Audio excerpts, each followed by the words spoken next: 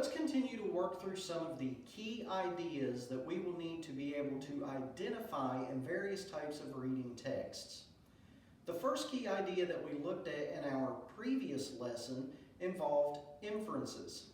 As you recall, oftentimes an author will not state something directly in a passage, and it requires us to do a little bit of reading detective work to use the details within the passage to help us make an educated guess about the point that the author is trying to make. That is what inferences are all about. In this lesson, we're going to learn about stated key ideas in both literary and informational texts. Specifically, we're going to be looking at the central idea, the main idea, and the theme. For the most part, these ideas will be stated within the text, but there may be times that we will have to make inferences as well about the central idea, the key idea, or the theme. So we're going to practice doing both. Now, within a literary text, sometimes the author will provide what is known as the central idea. The central idea is the main point that the author is trying to make. Now, we will use story elements as our details to help us determine the central idea or to determine specific things from the passage that may or may not be stated. In an earlier lesson from the last unit, we learned about story elements. Let's take a moment and recap some of the key story elements that we will need to use when making inferences or identifying specific key points or ideas within literary texts. So the main story elements that we need to be familiar with, of course, are the setting, which, as you recall, the setting is just simply where the story is set. Where does it take place? You know, it could be a particular town, in a particular country, or it may just be a building, for example, in a city. Next, we need to pay attention to the characters in the story. How are the characters being portrayed? This is another key story element that we need to be able to identify to help us make inferences and identify these key points in the text. The plot is the third story element, and that's just simply what happens in the story. What is the main storyline? The problem or conflict is the fourth story element, and the problem is more or less what kicks the story off. And then finally, the solution or resolution is the end of the story. It's how everything gets tied together in hopefully a nice little bow. So as we work through some examples in IXL, let's remember these story elements and see if we can practice identifying those elements and answering the questions that we are being asked. Let's take a look at a brief literary passage called Chasing Charlie. On Monday, as Simone walked down the apartment hallway, Mrs. Grisman peeked out from her door. "Could you take care of Charlie for a few days? I'll be visiting my new grandbaby." "Oh, yes," Simone said. "Of course, I have the key." She loved playing with Mrs. Grisman's cat. Since Simone's mother was allergic, Simone couldn't have one of her own. Simone was planning to have 12 cats when she grew up. Running downstairs, she already couldn't wait for school to be over. That afternoon, Simone rushed to Mrs. Grisman's apartment. She slowed when she saw Dion, another kid in the apartment complex, bringing Brutus in from his walk. That big dog was scary. Dion seemed nice, but he had moved in recently, and Simone didn't really know him. "Charlie, I'm here," she called, opening the door. Charlie always greeted Simone by purring and rubbing his head on her legs. He was an indoor cat, and Simone thought of fun games for him to play. He loved it when she scrunched up aluminum foil and rolled it on the floor. Today, Charlie came running and she knelt down to pet him. Suddenly, Brutus entered through the open door, barking at the cat. Charlie shot out the door and ran down the stairs. "Uh-oh," said Simone. At the same time, Dion said, "Oh no, I'm sorry." He clipped Brutus' leash back onto his collar. "It's okay," Simone said, which wasn't true. "I should have closed the door," she added, which was true. "I need to get him back. He's an indoor cat." "Ah," Dion said. "I'll take Brutus home right now. Let me know if I can help you." He retreated down the hall with Brutus. Poor Charlie, Simone ran outside. Charlie had climbed partway up a tree next to the apartment building. "Come down, Charlie," Simone called, but Charlie stayed put. The cat was too high to reach. She looked farther up. The tree's upper branches were next to Mrs. Grisman's window. She had an idea. She hurried upstairs and knocked on Dion's door. He agreed to help her with the plan. She dashed inside Mrs. Grisman's apartment again and opened the window by the tree. "Hey, Charlie," she called to the cat, now below her. He meowed but didn't move. Simone grabbed the bag of Charlie's favorite stinky tuna treats. She leaned out the window to look farther below. Dion and Brutus were coming out of the building. "Okay, Dion," she yelled. He shouted, "Brutus, it's a cat!" Brutus barked and jumped, his big front paws on the tree. Simone held out a handful of tuna treats and called, "Charlie, treat!" The cat looked down at the dog and up at Simone. He scampered up the tree, out onto the nearest branch. He leaped through the window onto Simone's head. She held on to Charlie, waved at Dion below, and then slammed the window shut. "Thanks for helping me meet the neighbors," she said, petting the cat. Now, we're asked to identify the story's setting. So our choices are Simone's apartment, an apartment building, a dog park in the city, or a school in the city. Well, if we look at the opening statement in our story, we see that the author identifies that Simone is walking down the apartment hallway. So we know it's taking place in an apartment. Also, if we go further down the story,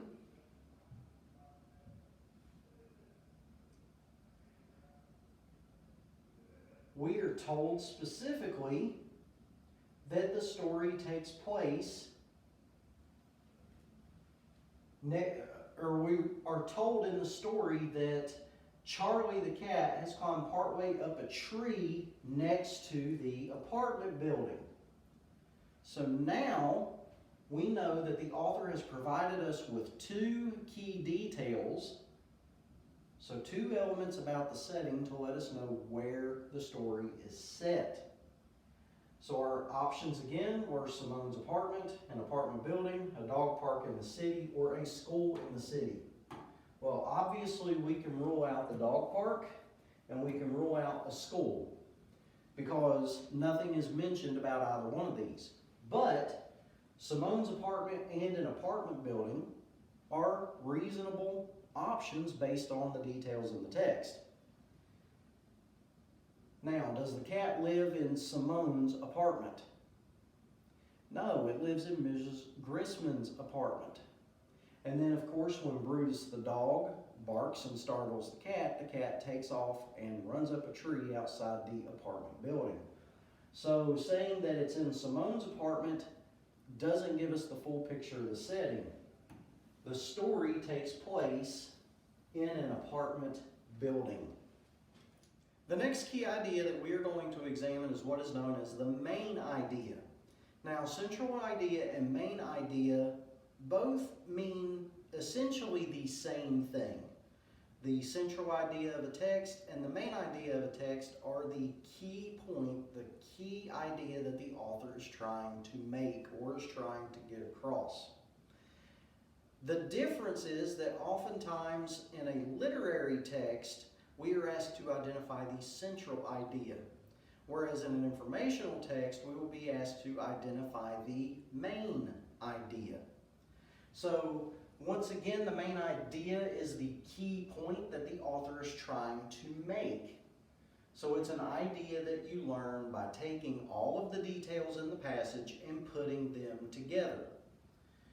The details are what give the text, the details are the parts of the text that will support or prove or even show the main idea.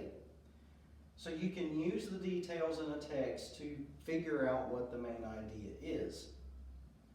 The key thing to remember is that the main idea will cover all of the details of the text, not just some of them.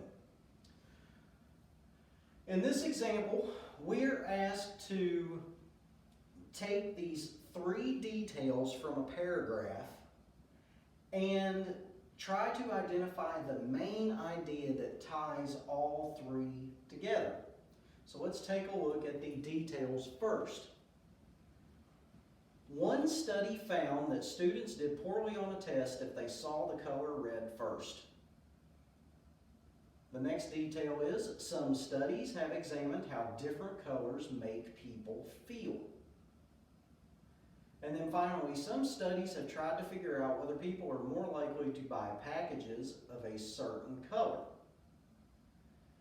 Now, we are asked to pick which statement best represents the main idea that ties all 3 of these details together.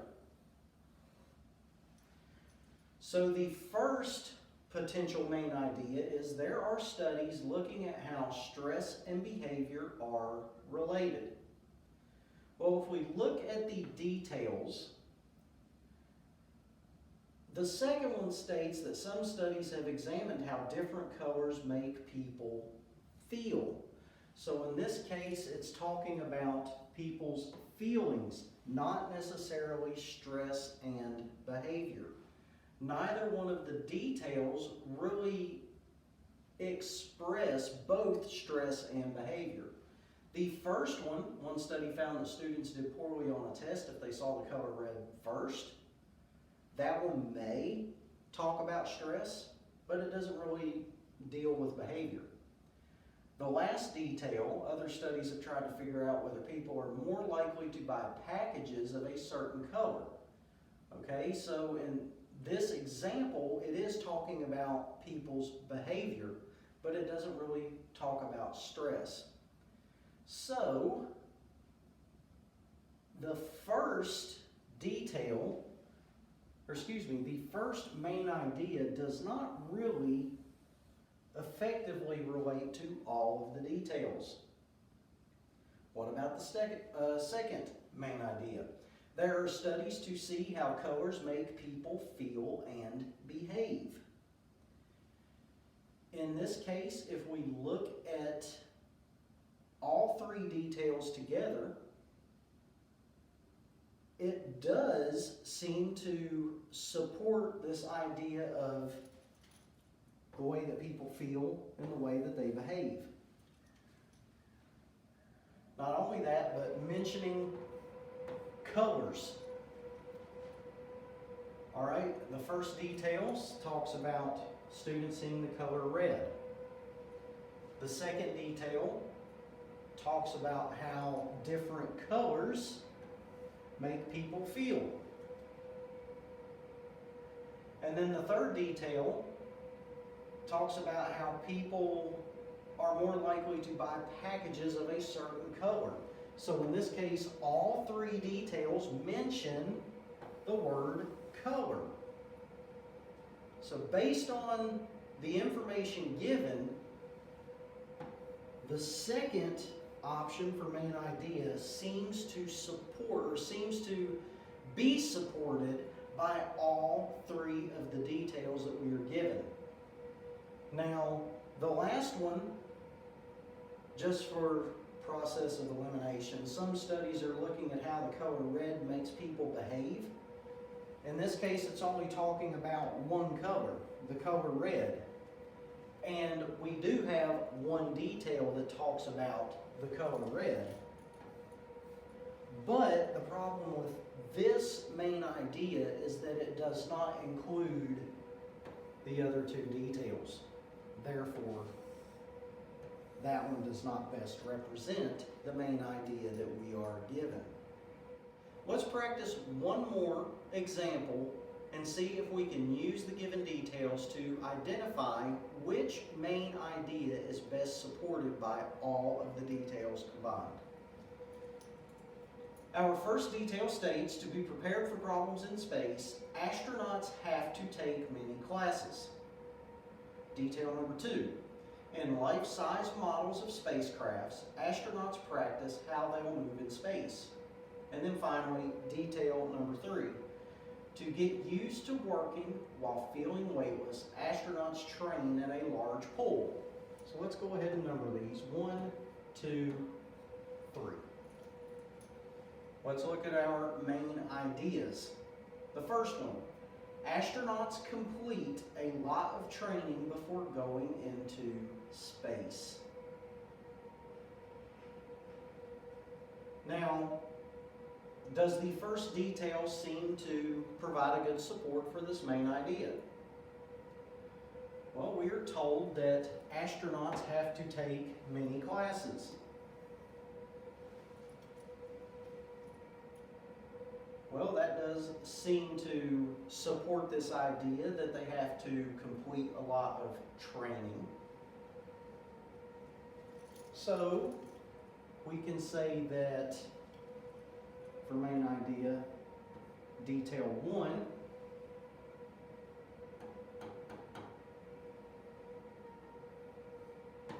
supports it. What about detail 2? In life-size models of spacecrafts, astronauts practice how they'll move in space. Okay, so practicing how they'll move sounds to me like more training. So detail number 2 is supported here. And then finally, to get used to working while feeling weightless, astronauts train in a large pool. Well, detail 3 is supported. So it looks like this may be our main idea. Let's take a look at the other two just to make sure that we have the correct main idea selected. Astronauts have certain tasks to do when they are in space. Well, if we look at all 3 details, it doesn't really state anything specific that they will need to do. Okay, so we know they have certain tasks, but what are they? The first one says to be prepared for problems in space. Okay, do the problems give us any idea what the tasks might be? No. In life-size models of spacecrafts, astronauts practice how they'll move in space. Okay, so they need to move around the spaceship. Could be a task. So maybe detail 2 could be supported, or could be used as a support for our second main idea. And then to get used to working while feeling weightless, astronauts train in a large pool. Okay, so 3 maybe would support this, but it's a bit of a stretch because, again, it's not talking about a specific task. It just says that working while weightless. So we can say 3 is questionable there. Let's look at the final main idea. Astronauts learn how the International Space Station works. None of the details mention the International Space Station, so we can go ahead and rule this one out. Now, when we look at the other 2 main ideas, which one specifically is supported by all 3 details in the passage? In this case, it is clear that our first main idea is best supported by all 3 details. The second one is not, because nothing in the first detail gives us any indication that it is a good support. And details 2 and 3 are questionable, so we can rule that one out. So main idea number 1, astronauts complete a lot of training before going into space, is supported by all 3 details. The final key idea that we are going to learn about is theme. The theme of a literary text is defined as the key message or lesson in a story. In other words, when we are looking for theme, we are trying to identify what is the author trying to teach us by telling us this story. What is the lesson that I, as the reader, can learn? Now, usually stories are not just going to come out and state their theme. Theme is one of the key ideas that we will almost always have to use an inference to determine what it means. So as you recall, inferences, of course, are educated guesses that are based on the details within the passage. And in a literary text, we are going to look for details about these story elements to help us determine the theme. Let's take a look at the following fable by Aesop, called The Fox and the Goat. Once upon a time, a fox was walking in the woods. He did not see a well in the ground ahead, and he fell right into it. It was too deep for him to climb out. After several hours passed, a goat came walking by. The goat was feeling thirsty and saw the fox in the well. "How's the water down there?" asked the goat. "Why, hello, goat," said the fox. "The water tastes great. Why don't you come in and have a sip?" The goat jumped into the well and leaned down to start drinking. Quickly, the fox leaped onto the goat's back and used her horns to spring up and out of the well. "Oh no," said the goat. "Now I'm stuck down here. Please help me." But the fox only said, "That was your mistake," and he ran off into the woods. Now we are asked to identify the main theme or lesson of the fable. Is the lesson, think about what could happen before you act, or is it the fox thought only of himself? Now, to identify the theme, we need to look at what happens in the story, make an inference based on the details to determine what could happen, and then finally think about how it applies in the wider world. What is the life lesson, that little nugget that we need to learn from this passage? So let's focus specifically on what happens in the story. So first, a fox falls in the hole. It's too deep. The fox cannot get out. There's no way for the fox to climb up. The goat comes along, sees the fox in the hole, and is like, "Oh, this hole is a well. How's the water down there?" And the fox, of course, says, "Oh, the water tastes great. Why don't you come on down?" So the goat does. It says the goat jumped into the well and leaned down to start drinking. So now the fox was able to jump up on the goat's back, onto the goat's horns, and then jump out of the hole or the well. So what happened? The goat is stuck and can't get out. And the fox just says, "Hey, that was your mistake," and runs off in the woods. Well, what was the goat's mistake?